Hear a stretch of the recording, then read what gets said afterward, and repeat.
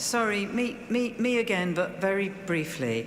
I'm afraid I've got some disappointing news, which is that Françoise Vergès is not able to be with us to give the plenary this evening. She was unfortunately mugged while riding her bicycle in Paris, and her bag was stolen. She's okay, she's fine, but her bag was stolen with all her identity documents, and it's not possible to travel on temporary identity documents, and nobody's returned the bag, so she's stuck in Paris, and we're here, and we didn't have time to try to organise, you know, a video link or anything like that, so it's just too late to be able to do that.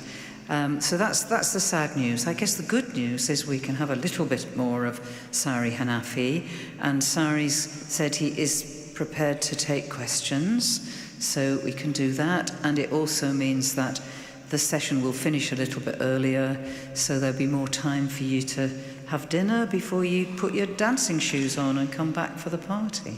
So it's a shame, but we'll make the best of it. But please don't run away at the end of Sari's talk, because we do really want to close the conference at that point. There are things to be said.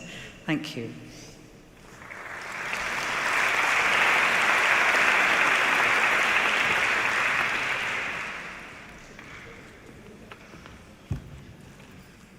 It's my pleasure to introduce our last speaker for this conference, Sari Hanafi, who is currently Professor of Sociology at the American University of Beirut, where he has been for 15 years. Sari is also, of course, the chair of the International Sociology Association and editor of IDIFAT, the Arab Journal of Sociology. I'm sure Sari is known to all of us in relation to the many works that he's written over the years, over his years as a professor at the American University of Beirut. And he will be speaking to us tonight with the title, Migration and Refugees in a Global World, the Case of the Mediterranean. So please, if you welcome Sari Hanafi to the podium.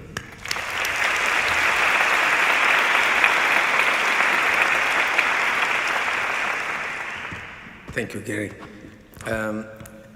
I will take 2-3 minutes to first thanks the organizer for this amazing conference. Really, I was often in sessions and plenaries and semi-plenaries, and I found the level amazingly great. So on behalf of the International Sociological Association, I want to congratulate the European Sociological Association for this conference. And actually, more than that, I'm glad that the head of local committee in our next forum next year in Porto Alegre, Hermelio Santo, he's with us here. So we met yesterday just to learn from many innovations we found in your conference. It's some small things related to plastic, related to pre-order lunch, and many things that we found really we can learn from you for our forums and congress. So this is maybe the occasion to invite you all next year in July in Porto Alegre for the forum, and of course in 3 years in Melbourne in 2022, also in August. Okay. So now I will go to my topic. First, let me say that I like always to put my positionality, that not often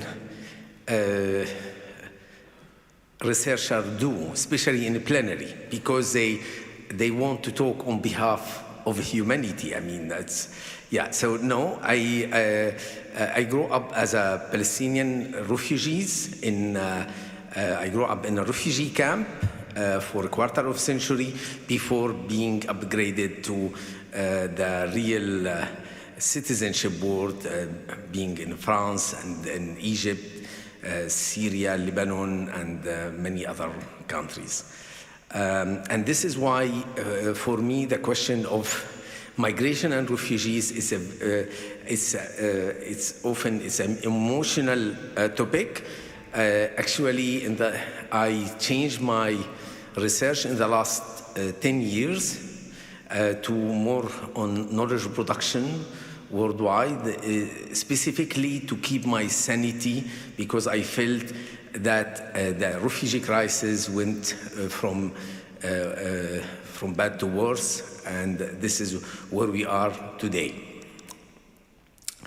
So let me start by highlighting this unprecedented movement, and actually what is very interesting that UNHCR have called an IOM actually called the 20th century as the century of refugees.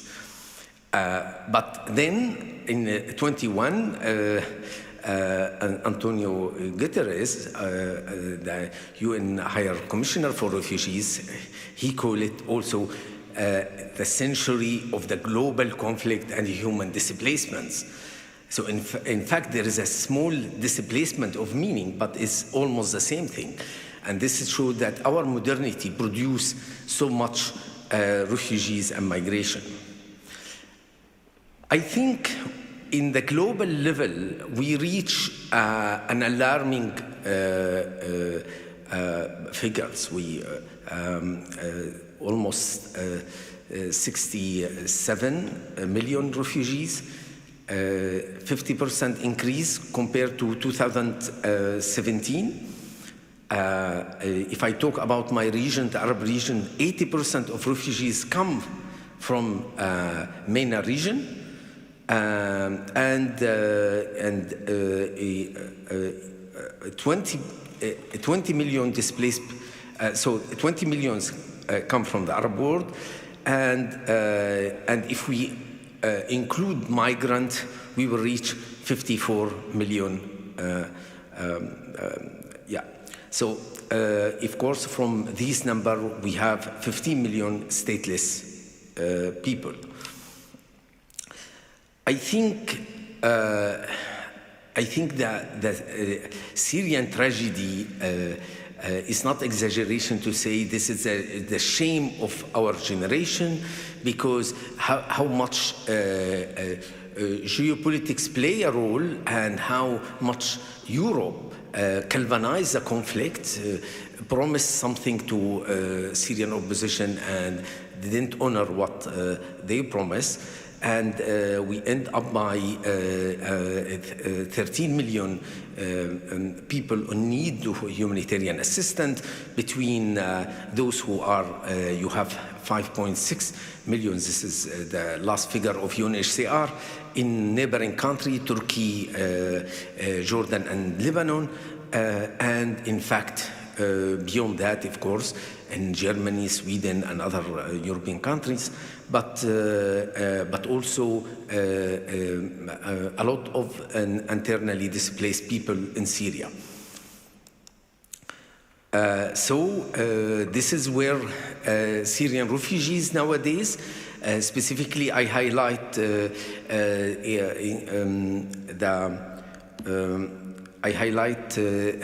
camps, Zaatari camps in Jordan, but also camps in Lebanon, in Bekaa Valley, and as you see, it's in lamentable situation, terrible situation, and the last one in the right side is where the Lebanese army burned one of the camps. Of course, the other major movement when we talk about Europe come from Africa, and you see with the different colors, the unstable countries, the failed state, the area where a limited control of the state, that all this lead to a movement of migration or refugees. Actually, I don't have time to develop this, but I use somehow interchangeably for different reasons. Maybe in the end, if I have time, I will talk about that. So, in fact, just I wanted to highlight that what is new in Europe is that, for instance, if we take 2016, we find that almost 750,000 refugees received in this year, which is 3 times more of Australia, Canada, and United States combined. So this is, if you like, something new, that these classically host countries, they are not anymore. We talk a lot about South-North migration, but in fact, this is not really where the major wave. And the major wave is elsewhere, is toward the Arab world. Actually, the Arab world is sending countries, but receiving countries. But just to give you example from Africa, just in West and Central Africa, you have 7.5 million migrants, even in countries where really poor countries like Côte d'Ivoire, 2.2 million, most are African from the region, and Burkina Faso with 250,000 as well. So Burkina Faso and the whole Europe, they have the same, almost the same number of refugees. So in this talk, I will select what, for me, for me interesting, if not new features, and then I will talk about 3 implications of this migration movement in European society or in our society, generally speaking, in the Mediterranean. So one about the sea, about the disinformation, and about the integration specifically. And then I will conclude with presenting 2 pessimistic views before going to my views, which is optimistic. You will see whether it is true or not. So the 3 features, not 4, I'm trying, is one, it's a lot of death. So I took the figures of the last 5 years, and you have around 20,000 people died in the Mediterranean. So this is so yes, Europe receive migrant, but receive migrant and body of migrants and refugees, of course. So the second feature is the transit camps, and I think more and more the transit camps lack basic humanitarian rights.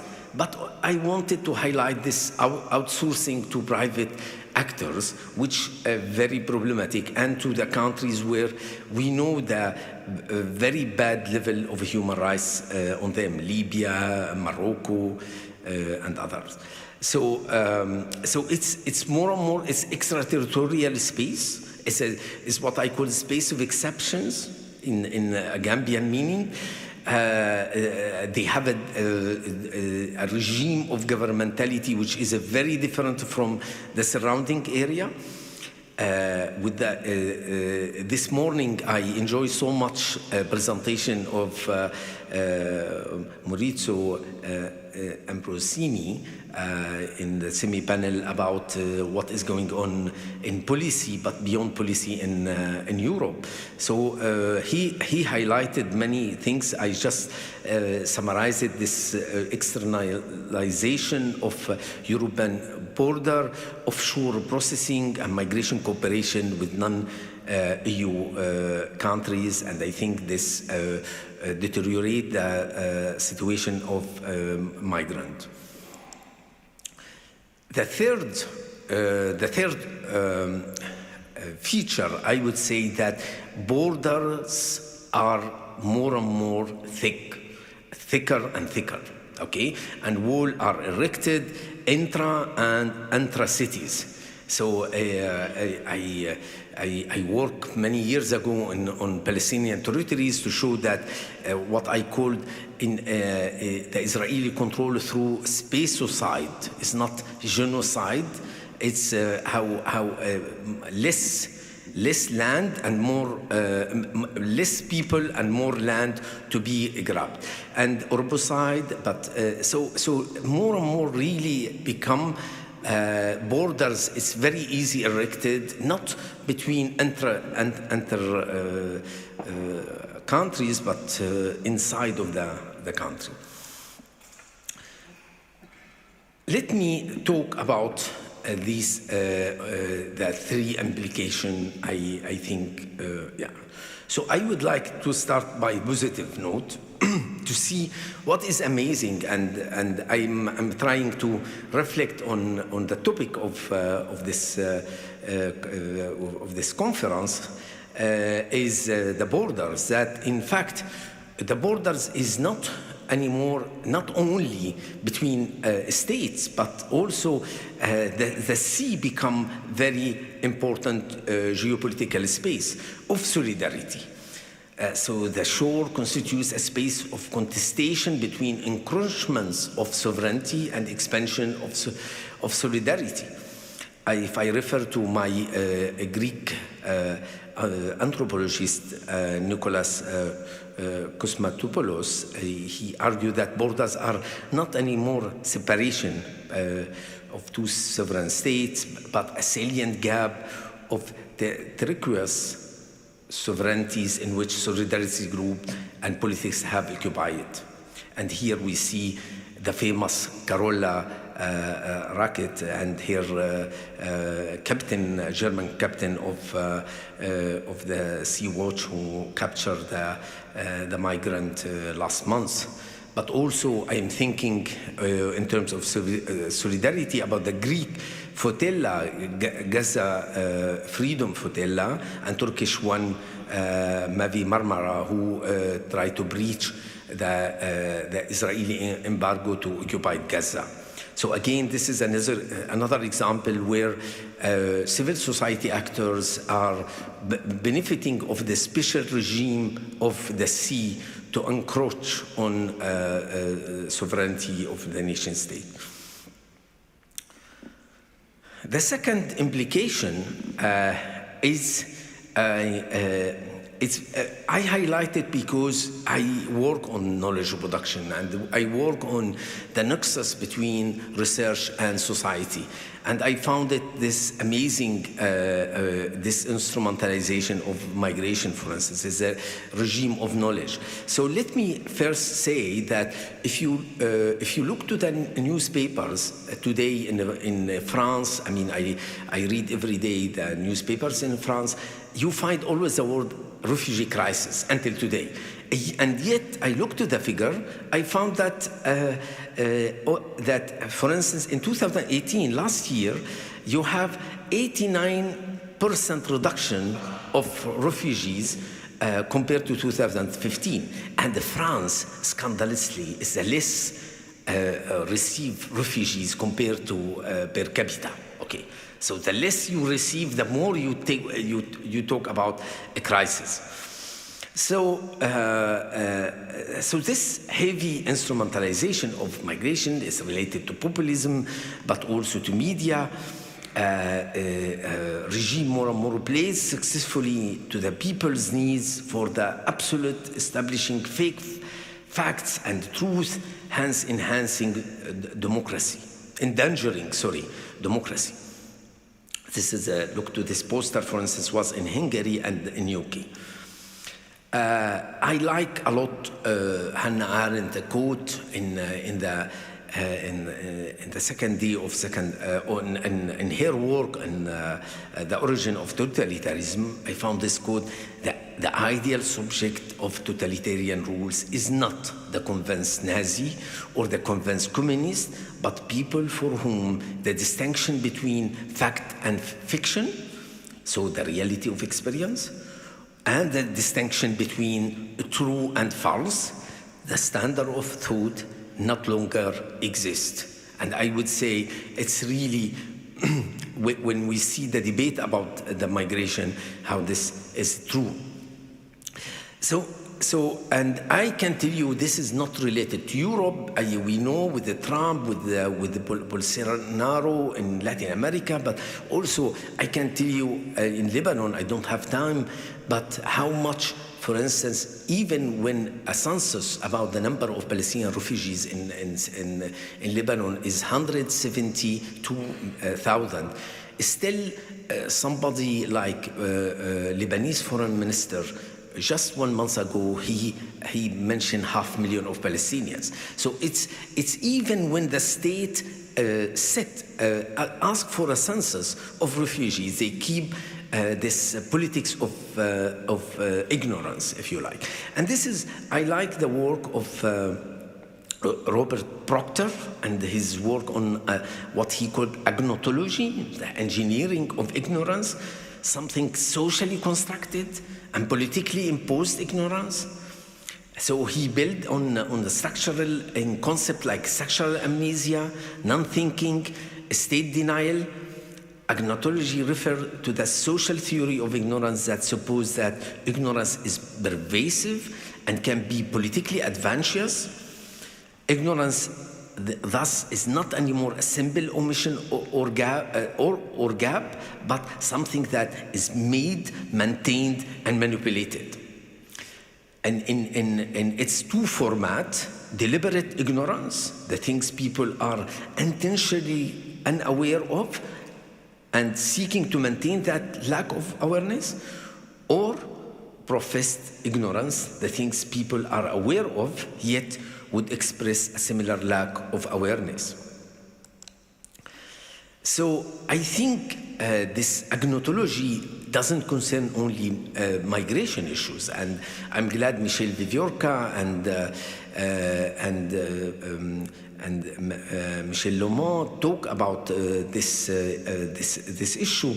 So this undistinction between fact and fiction related to many issues. So let me give you an example from Syria. I grew in Syria. I know very well this conflict. Many supporters of the Syrian refugee were glad to their ignorance of the systematic torture of that government and enter into state of denial when confronted with any and all reports produced by Amnesty International or Human Rights Watch about the massive violation of human rights by the regime. This includes, of course, 21,000 people eliminated by the regime prisons. There is, in fact, a trend of empiricism that is disconnected from discussing the political economy or the moral imperatives of justice and the respect of the Universal Declaration of Human Rights. Requests for scientific empirical rigor, this is what we saw it in the chemical weapon, for instance, story, are often selective in the face of overwhelmingly evidence and becoming a technique of denial, as in the case of denying of Syrian regime responsibility of mass killings, bombing and use of chemical weaponry. This technique was observed as well among those who denied the Holocaust in the name of the absence of conclusive evidence of gas rooms and about the precise number of Holocaust victims. So let me move now to my last implication, where I will introduce the importance of factor of religion, and which has impact on both integration of migrant but also identity politics. So we know all that, I think I hear it many times during the panels in sociology of religions. Today, these last 2 days, you hear it in last conference in Toronto about the crisis of secularization theory and and how doesn't cope with the nature of our society's multicultural and multi-religious society. So often the crisis, the theory of secularization focus on the black side of religion and develop concept of a group focus enmity. So I think when you come to the migration and refugees, I think religion, minority religion, helping migrants in their new home, migrant religion forced a tremendous transformation of the religious landscape. But I am really interested here to highlight not something we often talk about, it xenophobia, which exists, but also to the culture of welcoming that we notice it in many European countries. This is why I like the work of two German researchers, Streb and Klein. So they have a book in 2018 where they go beyond the pathological model that account for xenophobia, Islamophobia, toward a salutogenic model. So they talk about exonosophia, the wisdom, creativity, the inspiration that emerge from the encounter with the stranger and the strange religion. They really, it's a very statistical book. They invest many polls in Germany in the last 3-4 years. What I found it interesting that the centrality of religiosity has positive effect on the welcoming of war refugees, the appreciation of religious diversity, and on the view of Islam as fitting the Western world. I found it really very interesting. Also, I have some work I did on Syrian refugees, and I was in Germany and Sweden, and I was very interested in their worldview and how they coming from area where stigmatizing other religion, how they started reflect on terms of humanity as a concept, that they were surprised how a church was helpful in their village, helping them and things like that. So I think there is a cognitive transformation in migrant worldview. Well, of course, so you have concomitant phenomena that we should account for. We have the Islamophobia is gaining ground, especially when the Islam become more and more visible, and we can clearly talk about a new religious minority in Europe. Of course, Islamophobia increased with the terror attacks happened in Europe by the Islamic State, the ISIS. But what I wanted to say that actually ISIS didn't strike only Paris and Barcelona, but it was much more, I would say, if we count on casualties, if we look to what they did in Idlib, Deir ez-Zor, Raqqa, Mosul, and Ankara. And here where if you like, I found it the way it's generated Islamophobia, because they look like these people come to hit us.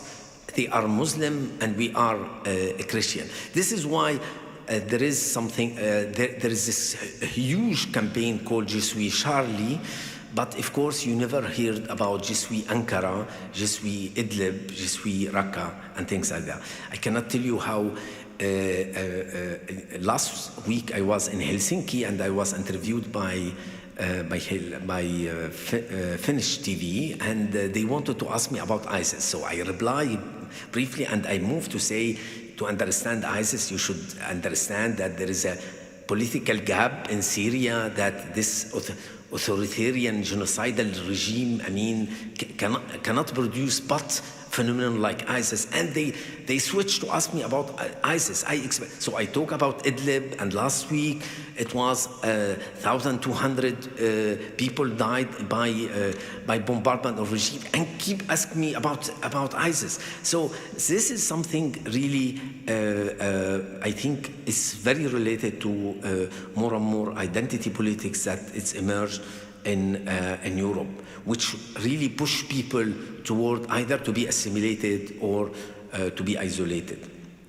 And I think the whole stories, my reflection is very related to France, actually, because I follow closely France, what is going on.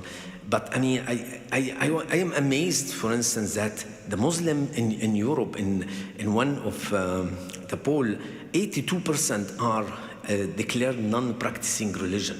And nevertheless, the media is talking so much about burqa, veil, and neglecting a major social dynamics that we find currently in Europe. So let me move to my conclusion. So I think migration and refugees, because more and more with the global warming, people are at the threshold of survival. This is why I don't distinguish so much between economic migrant and refugees. And I think this generates a lot of conflict beyond identitarian, economic pressures, etc. The global warming by itself generates conflict. So migration, refugees is so close, is so related to conflict. The conflict has a global dimension.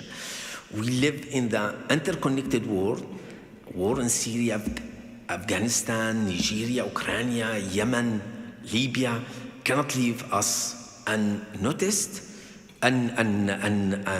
uninvolved. So no one is safe until we are all safe. This is, we should really, I mean, again, it's very important to remember it, and that in fact there is no solution to migration, global migration and refugee crisis without addressing really how to resolve radically solutions, the conflict, and specifically thinking about stopping selling arms. Look, I mean, I can't tell you so much about Libya and why, although you have a UN plan for reconciliation for Libya, why France supported Haftar. I mean, it's absolutely related to selling arms. It's really the colonial imaginary of France still working in its relation to many African countries. So also I think about other things, stopping state-sponsored violence, which perpetuate terrorism and counter-terrorism. And here I'm not thinking about ISIS. I'm thinking really about Syrian regime, about maybe Saudi Arabia, maybe things like that. So really, this is something I don't see how we can stop this wave of refugees without addressing this kind of things. So let me finish by saying that there is different ways of looking to this, our current age of great displacement, but also age of pluralism, as Berger would say, but also the multi-ethnic societies. So there is two ways of currently you find it, and one I will propose it. So if we take a dear philosopher to me who influenced my early writing, Giorgio Agamben, Italian, he has a book. I read it maybe 7 years ago and I didn't like it. I said, okay, Agamben is again a little bit of exaggeration.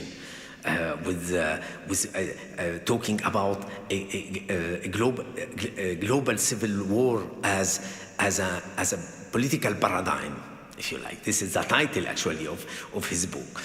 But then I found really, when I looked to Syria, that how much now we have a state without people. I mean, how regime manage a state without thinking about people. So if you like, what he considered the global civil war as an old and modern political paradigm, civil war as a fundamental threshold of politicization of the West, an apparatus that has alternately over the course of history allowed for the depoliticization of citizenship and the mobilization of the unpolitical. Politics thus lacks real substance and is a field of incessantly traversed by the tensional current of politicization and depoliticization. The family and the city and the space where the church are involved. So this is some of the observation, analytical observation of Giorgio Agamben. Of course, another view of what is going on now, we can actually it become a self-fulfillment prophecy of Samuel Huntington and the clash of civilizations. I think what the powerful of Huntington, that in fact when he wrote in the early 90s his book Clash of Civilization, it was really no clash between the West and the Confucianist and Islamic world, but it became like self-fulfillment prophecy. And now if you hear the discourse of Islamists, for instance, in the Arab world, they repeat the same silly argument of Huntington. So this is put us in amazing dangerous dichotomy between West and East and them and us. And I think the non-accommodation institutionally in Europe, the non-accommodation of minority religion such as Islam, deepening this divisive confrontation.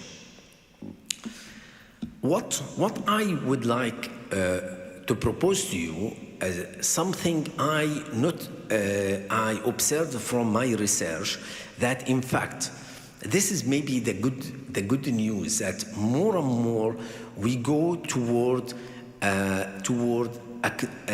acknowledging that we cannot function through the paradigm we and them, but to how to negotiate the importance of context and universalism.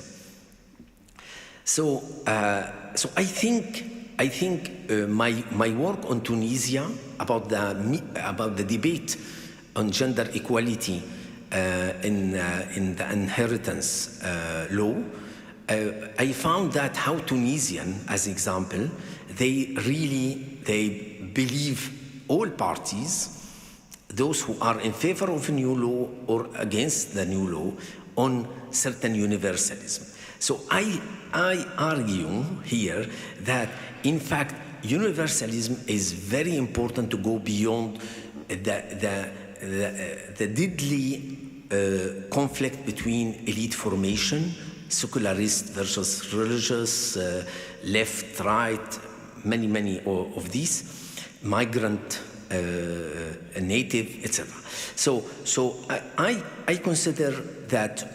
So I don't like to talk about universal sociology. I talk about global sociology. Okay, global. It means there is no one sociology. I just edited a book with a colleague, Sociologies in Dialogue, which was outcome of the conference in Taipei 2-3 years ago. So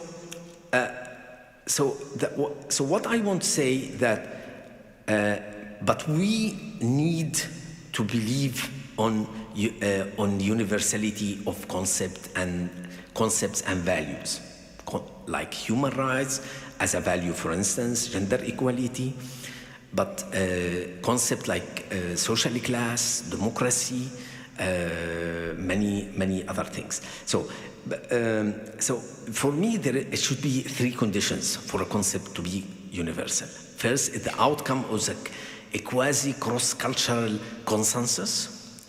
I'm glad, for instance, I attended Sylvie Wilby talk on violence, and I asked her these questions. I mean, how she measured the gender violence, and she told me that it was different meetings with non-governmental organizations. So this in different countries to set a measurement. This is exactly what we call a quasi-cross-cultural consensus. It's not a Euro-American invention necessarily. And concept should be no teleological concept. It means that we can invent better. Today we consider democracy as universal. Tomorrow maybe we invent better concept. So it's a historical experience that gets its normativity as a result of a collective historical learning process, inherently open-ended. If I talk about democracy, for instance, that it became universal because it was tested in Latin America, in Eastern Europe, in French Revolution before, back in Arab uprisings, empirically from the slogans and things like that.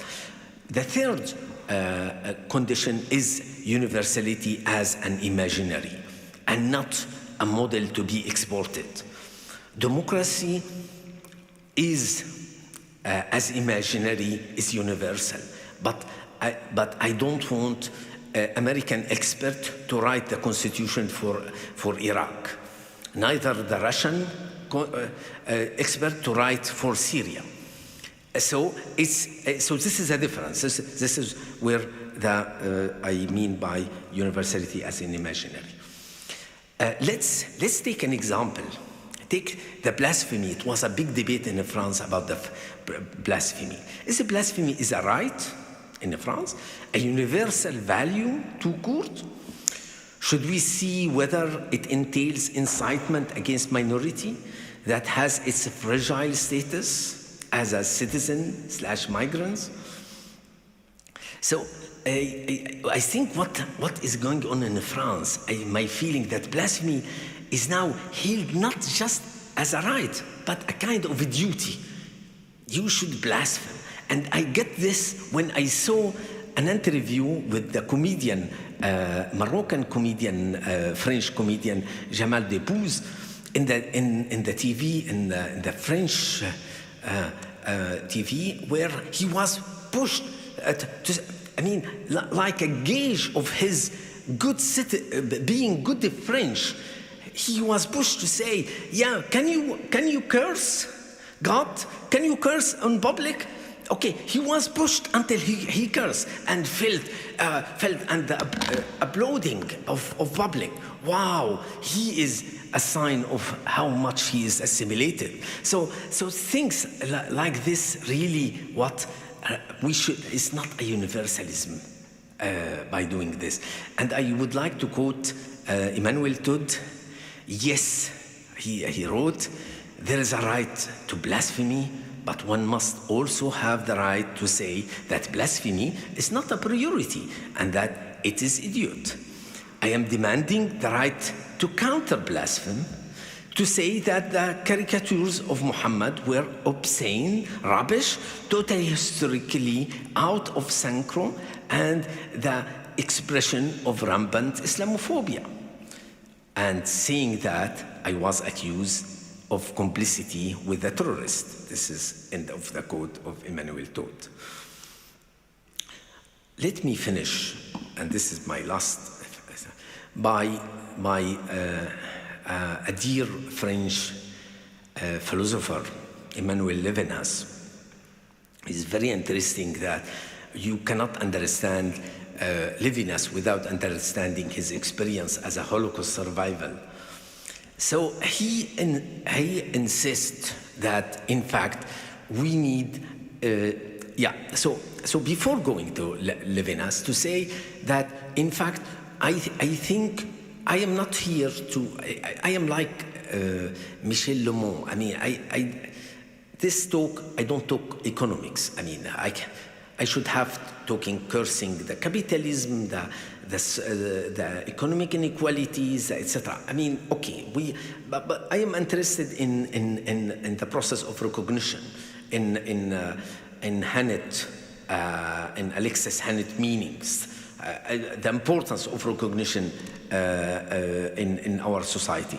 So I think recognition of different groups, including migrants, should be thought through dialogue and not a dialogue which is based on ethics and not legalism.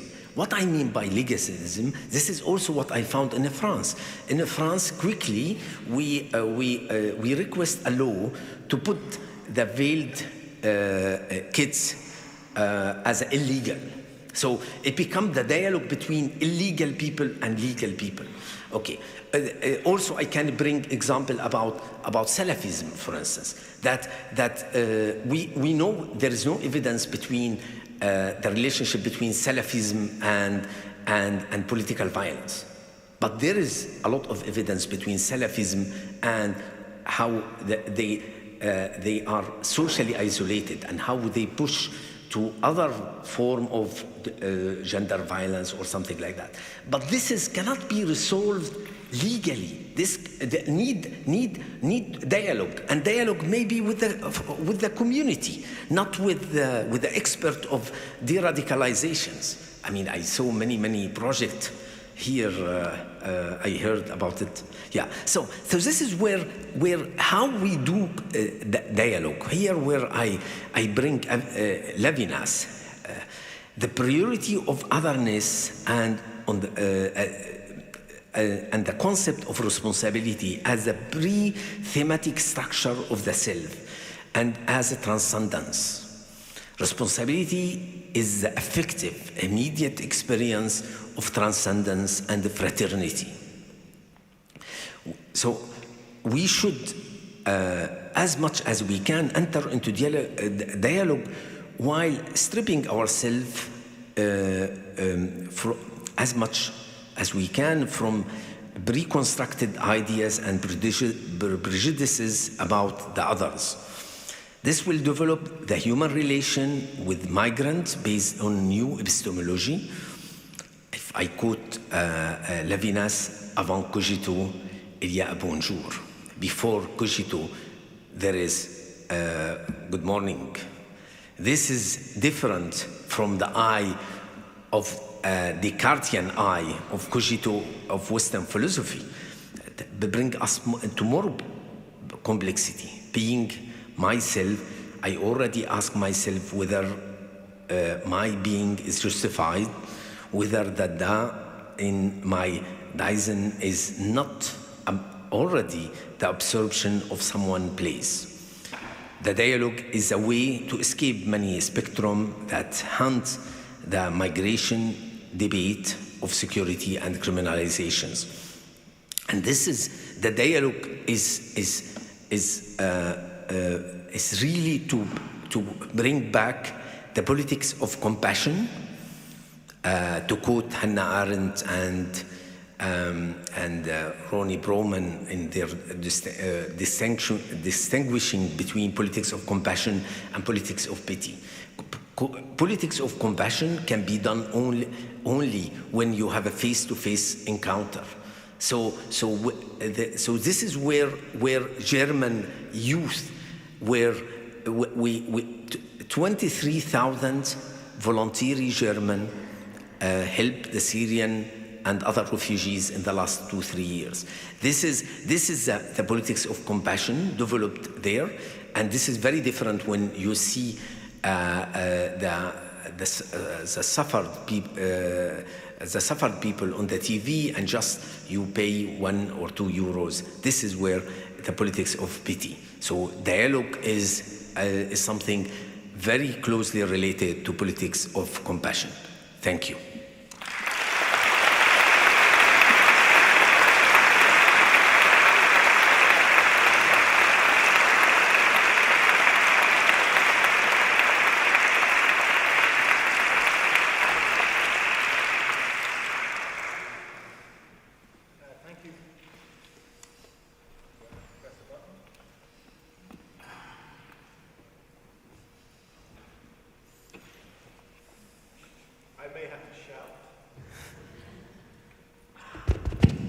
Here we are. Thank you very much, Sari, for that passionate presentation, expansive analysis of migration in contemporary Europe. I'm sure we're all bursting with questions for you. In particular, in relation to your conclusions, I felt that you presented your negative analysis, and then you've come on to conclude in relation to the way in which maybe we should be seeking to facilitate some sort of compassion, avoid pity, and maybe think about possibly the antagonistic perspectives that people have towards migrants. If while other people are thinking about the questions that they want to ask, if I might ask my question, which is to do with how do we go about facilitating greater levels of compassion, lower levels of pity, and reducing the levels of antagonism that there also exists among Europe in these populist times towards migrants and refugees. Well, I think this is what I'm trying to say. It's not an utopian vision where I bring the question of compassion, dialogue, and construction of universality, of a healthy universality, or friendly conceptualization of universality. This is something more and more I found. For instance, let's take about universality. When I analyze knowledge production in the Arab world, I found the core of this knowledge production, especially in North Africa, is really what I call the glocal. I mean, it's not in war against, I mean, to say Durkheim is a French, I need to bring Ibn Khaldun. No, it's a more a smoother way of doing things. So I think the same thing about dialogue. We have many initiatives we found among civil society facilitating this, the involvement of city, municipalities, and I think we need more to theorize it and to put it forward. I think it's not. We serve sometimes the far right wing by keeping only talking about them. I think we should highlight that our society is also have a good actors. My God, when I evoke what the Pope Francis did in 2013, going to Lampedusa Island and kiss the foot of Assyrian refugees. I mean, how much this powerful image that I think shape a lot of work of some religious organization, Caritas, for instance, etc. So just to say, this is example of religious. I can bring from secular organization many, but just I'm here to remind us that actually all this category we keep creating between secularism and religious, maybe this is only in the head of the researcher, and its words are connecting in a way that we don't see it, and there is a paths of dialogue. We should reveal it. We should take it up. We should This is with our sociological intervention to talk like Alan Turing. I mean, social movement is not only about activism as a demonstration, etc., but about ethics. I mean, how to enhance ethically our sense of humanity. Thank you very much. We have time for questions, and we have a roving mic which we can pass around, so if people would like to put up their hands. I can see a question in the middle, right in the middle there. If other people want to put their hands up, and I can develop an order.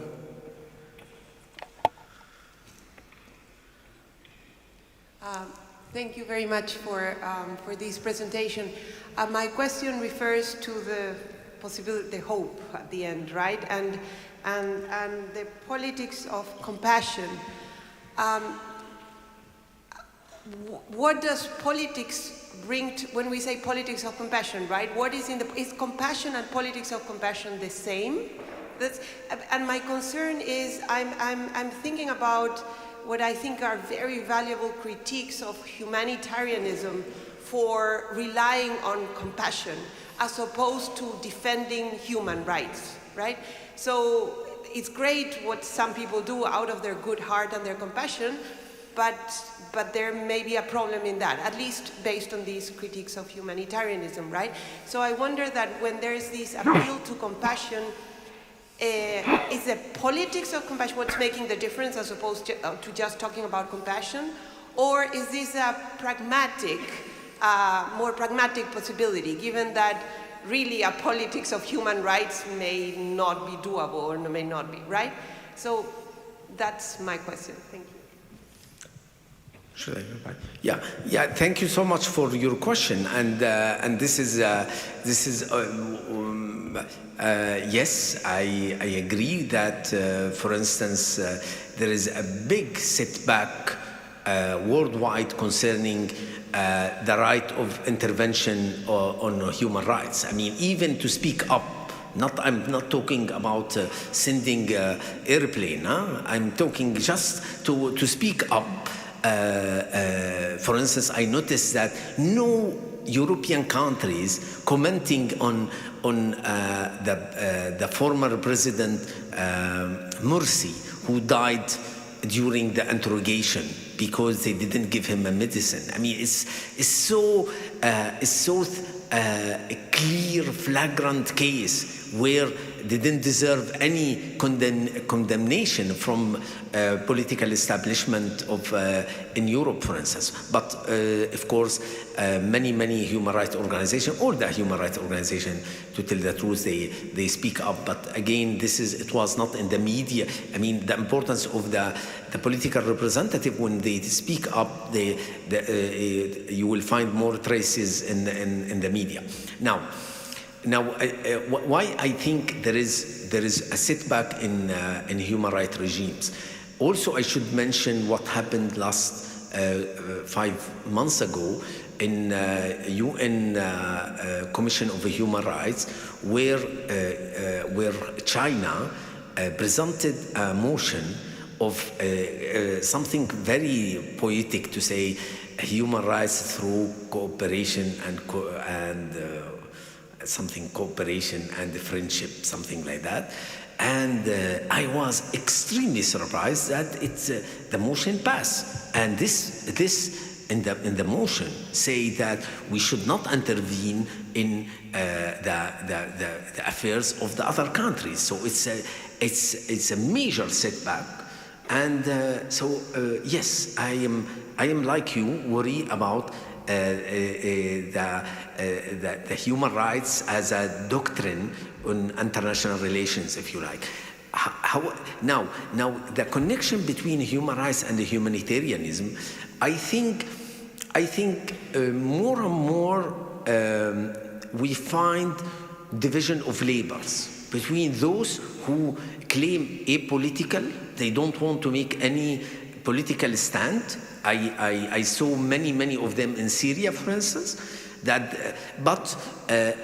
Sometimes there is a reasoning that they operate in the regime area, for instance. But then there is others. I should highlight, for instance, Oxfam, highlight Médecins Sans Frontières, Médecins du Monde, Doctor Without Border, etc. That they usually you find a statement of human rights in their.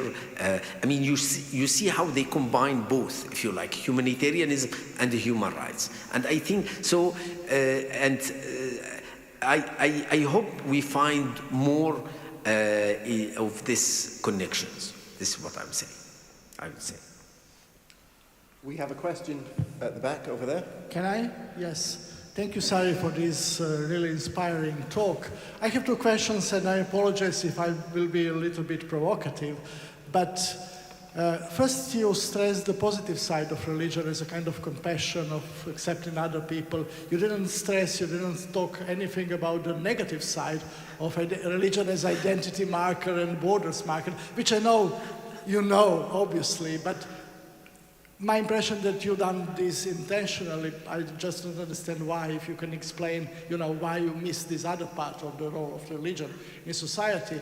And the second question is in line with what we heard already from the chair and this other question. I wonder, you stress this kind of policy recommendation from stop selling, weapons to compassion and so on, which is okay for me. But it seems that this policy recommendation was a little bit disattached from sociological explanation you offered before. So how this policy recommendation can be really socially inherent, or what are the social conditions of this policy recommendation to be kept out and followed and so on. Thank you so much for your 2 points. First, for the first, yes, I totally agree with you. And in my paper, I have as much as to talk about the religion as enabler of some compassion and voluntarism, and as much as generating identity politics. But I, if you like, last year I was in Netherlands in a workshop called Migration and Refugees, and I saw some statistics that it's really struck me so much that, for instance, how much you have in the last 5 years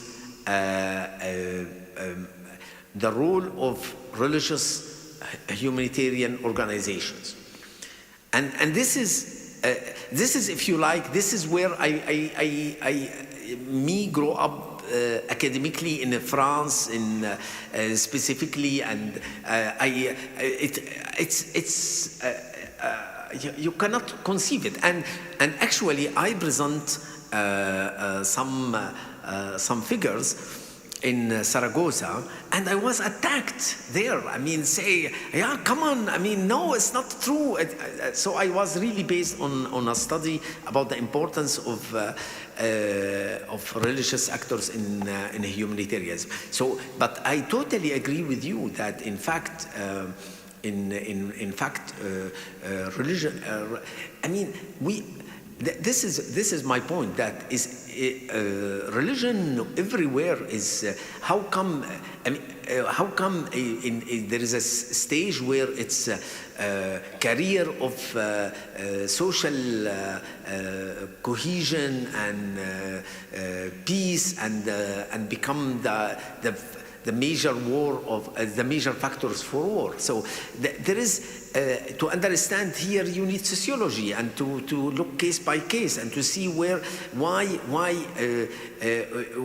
in a certain setting is as such, and in other setting as another such. Another situation. Historically, we consider Protestantism as a political religion. Okay. And now, for instance, the Pentecostal Church is really the Muslim, you know, the equivalent of Muslim Brotherhood in the Arab world. It's really those who carry a political project, those who vote 82% for Trump and 78% for Bolsonaro. But those also, they voted for Lola. It's very interesting. Okay, so it's not. So all this needs sociology. So my sweeping generalization. Yeah, I wanted just to highlight, but I totally agree with you. I mean, I don't undermine the religion as also career of victor of identity politics. Now the second point. What I wanted to say that, in fact, I see. If you like, we need to work, we academic, we sociologists, we civil society, together to demonstrate against selling arms, to educate people on humanism. This is my big message, if you like. My big message is social movement. Is how we all engage in social movement to advocate for such things. This is, if you like, sociologically how this statement could be interesting. That's it. Yeah.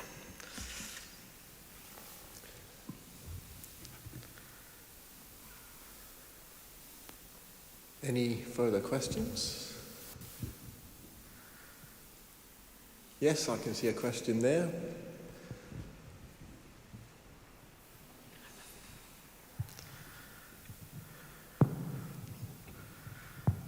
So thank you a lot for the presentation, particularly the part about universalism. I thought was very interesting. And maybe I missed it, so I'm sorry if I did, but you gave the example of the right to blasphemy as something that shouldn't be universally, you know, this universal concept that unites people. And could you give an example of a concept that qualifies with your three conditions? Because you speak about this politics of compassion. Is compassion then such a concept? Could you maybe tell more about this? Yeah, I can talk about democracy, but wait a minute. I didn't say blasphemy is not a universal concept. Actually, blasphemy is a universal concept. Now, it's a very different if someone, I don't know, in Lebanon do blasphemy, and when you have a journal where systematically undermining migrant and culture by blaspheming their religion. This is the difference. If you like, this is blasphemy is a good example. I mean, in a certain level, we should take it as imaginary. It's part of our imaginary that the freedom of expression. I can criticize anything. This is a fundamental rights, even. But now, how to project it into French context in 2018 or 2017, here where it become like, I mean, it's a stupidity. It's not. You cannot in the name of universalism exercise it. So this is what I'm trying to say. That always you need when you project it to your reality. Here where you need to work this to fit. It's sometimes strategically. I mean, strategically, you. For instance, this is often what I argue, that I was giving a talk in non-governmental organization in Lebanon, dealing with the gay community. So I was telling them, if you go for institutional recognition, you will find suddenly the whole Lebanese government and society against you. So, but it doesn't mean that I don't believe on their right to be recognized. So here where the way you project it, I don't want an organization in Europe come and say, no, this is a platform, you should 1, 2, 3, 4, this is, no, it doesn't work like this. So this is what, how I argue. The same thing, just to give example on gender equality, which is very dear to me. It was, when I read recently a book of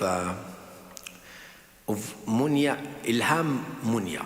She did a book on on Sharia court in UK.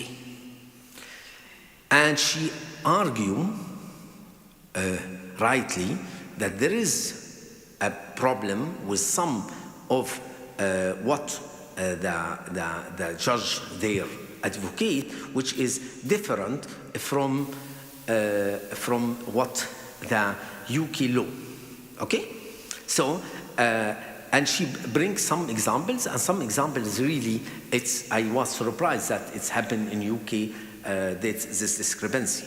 However, for instance, I disagree with her final conclusion that we should ban this Sharia courts. This Sharia courts is extremely instrumental for the community for conflict resolution. So there is something important, and there is abuse of what I would consider universally important. So we have a competing values: gender equality and legal pluralism. I do believe this is also a value, important value. So you need to put them together at certain point with some negotiation. So maybe some negotiation. It can be that we ask UK government to have more close eye on this court instead of closing it. This is what I argue, that in fact this is how we take a universal concept and we see how it will compete with other universal concepts. I mean, look to the work of, look to the theorization of Weber between ethics of conviction and ethics of responsibility. And actually, in his time, he was talking about the politicians, to say the politicians, they will take the values that they believe on, ethics of convictions, if you like, and they will see how they will reach, they have a good consequences by calling for.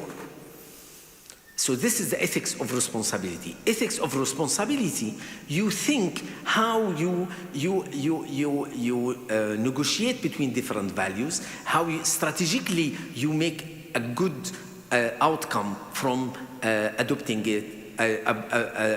them. So this is what I'm trying to say, that we keep our universalism, we remind people about these values, okay? But we should not be silly in the way we will put them in the ground. I don't want in Tunisia anyone bring a Quranic verse and say, this is in the Quran, full stop, we cannot do. This is what Azhar did instead of a very beautiful debate in Tunisia. And I don't want somebody come and say, Sedao item is this, full stop. No, it doesn't work like this. Neither Sedao nor Quran. Okay, so you need these to work it. So they are a good imaginary both, but how you project it, this is the good question. Okay, do we have any more questions? Oh, we've got one over there on the my left. Thank you for this interesting speech. I think we all agree, and that's a good sociological point, that social movements are very important and what people at large make. And they do a lot, but what is a little bit missing in my view is the role of governments. Governments certainly react what people expect of them, but to quite a large degree they are independent of what can they make their own policy. When Chancellor Merkel said we can manage these million people coming to Central Europe, she was not invited by civil society. It was her decision. She was strongly criticized later for that. You said also that the European Union accepted 700,000 asylum seekers. That's a little bit misleading. The European Union did not accept anybody.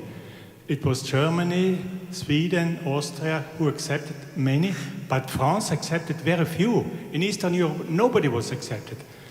And it's the governments, the Orban in Hungary, Erdogan in Turkey, who say we are Christian countries who instrumentalize religion. So but that's also in the Arab world, I think, a problem. The theocratic state of Saudi Arabia, who is most Islamic, fundamentalist, didn't accept many refugees. And in Israel, we also have a very right-wing government which acts in a way which is highly problematic. So my question is what you would say as a sociologist. How can we influence governments or bring other governments to power, other parties who make another policy? Okay. Thank you so much. Actually, what you brought is exactly where we see that, in fact, there is no culture. We cannot make a cultural argument. I mean, you have a Muslim countries or Muslim majority countries where they are hospitable, like Turkey, like Jordan, and you have those who are not at all, in spite of their wealth, the Gulf countries. And you have in the Christian majority countries, you have those who received and those who don't. So this is I want to highlight. This is the first point. The second point that, in fact, I'm talking to European audience, and I think I do believe that social movement. I mean, it's an excellent means to influence those who are elected. Okay, so I know that, of course, that democracy always has a way of escaping its philosophy. I mean, it becomes like procedural. Okay, so I'm not saying it's a perfect democracy here, but I don't see. I mean, I think we sociologists, we should address. I mean, keep always alliance and eye on civil society. I think this is our major leverage. This is what I'm trying to say. I cannot do much to change the market. I cannot do much to change the government, but I can do much in influencing civil society. And this is where my message was. That was a good question and a great answer to end the scientific part of the conference. If people could please remain in their seats, though, because our outgoing president has something to say. But please put your hands together for Sari. Thank you very much.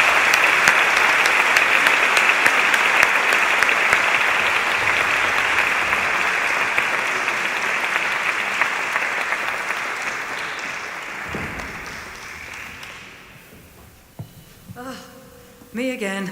Last time. Just first to say again, thank you to Sari for such a stimulating and thought-provoking intellectual ending to our conference. And I'd like to thank him especially for his full participation in the conference. I mean, you've just been amazing to be around, to have around, you know, not somebody who just comes in and gives a plenary and goes away. And I think he's been an inspiration to many of us over the last few days. Just a... Thank you so much.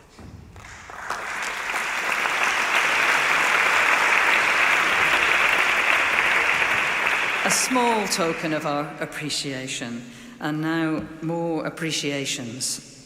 Very important appreciations. Okay, so in closing this 14th ESA conference, I want first to thank all of you for being here, for your scholarly input and your generally friendly demeanour.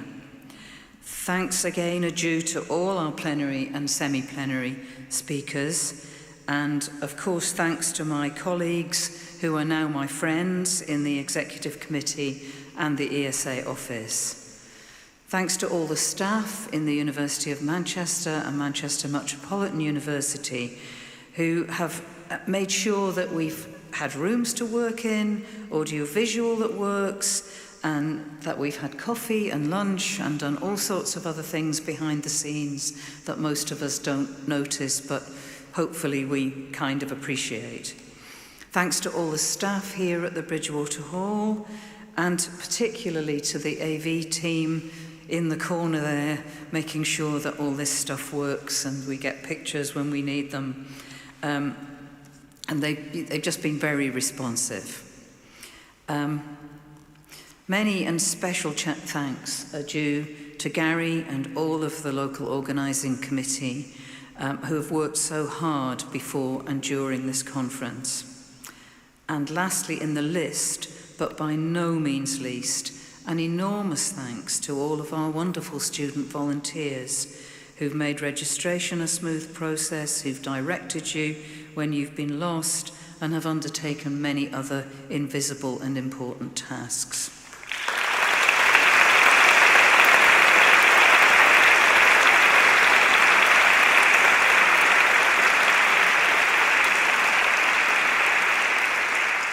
I hope they might continue to wear their yellow t-shirts on occasions with pride, or at least keep them.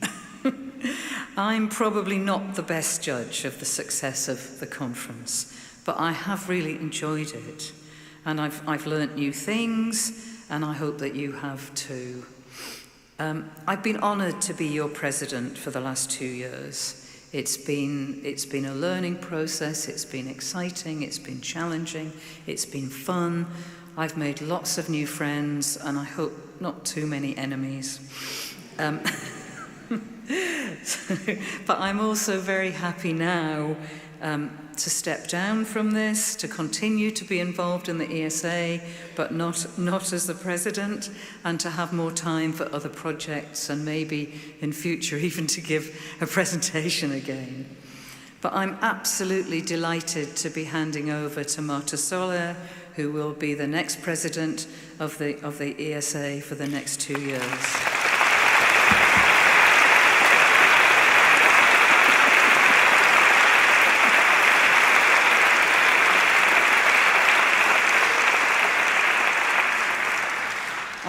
I'm absolutely sure, having worked with her as one of my vice presidents, that she will be a wonderful president and that she will have a supportive and excellent executive committee. I'm also delighted that we'll be able to meet again in 2 years' time in the wonderful city of Barcelona. And I'd just like to thank you all again. And now, Gary, come here.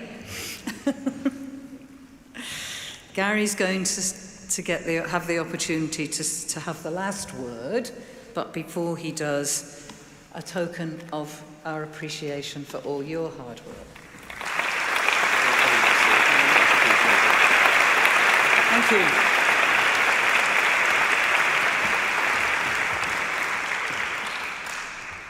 Thanks very much, Sue. I actually don't have very much to say at all, because I gave my thanks to everyone at the beginning of the conference, and Sue has given more thanks to people there, to exactly the same people that I was planning to thank again. But it just does go to show how many people it takes to thank to run what is a very, very large conference. I've not really had much to do with this conference scientifically. I've been pretty much concerned with the logistics and the operational side of it. But actually I've enjoyed it in that regard nonetheless. and I shall look forward to attending the Barcelona conference and being on the other side. It just happens to turn out though, that the person who will be taking over from me in Barcelona, i.e. the chair of the local organising committee there, it turns out that she was an Erasmus student in Manchester in 96, 97, and I taught her.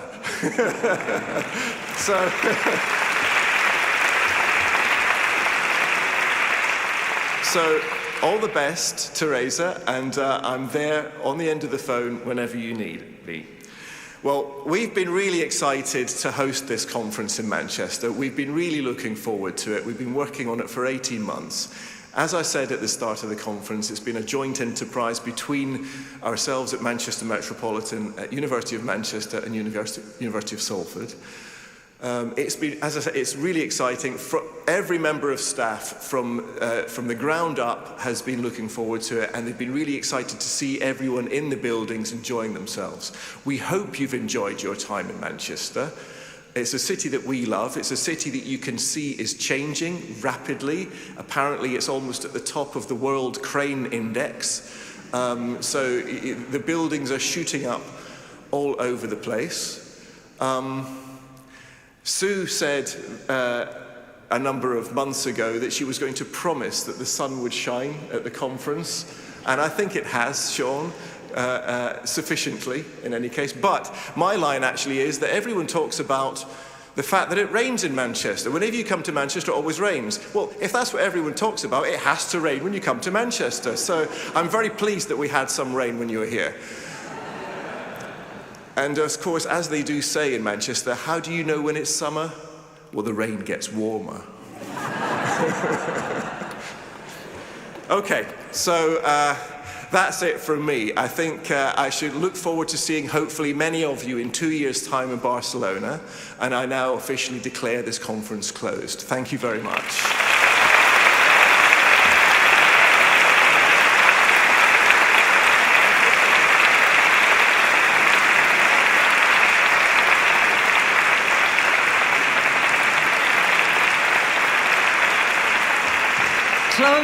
Closed except for the party. Dancing.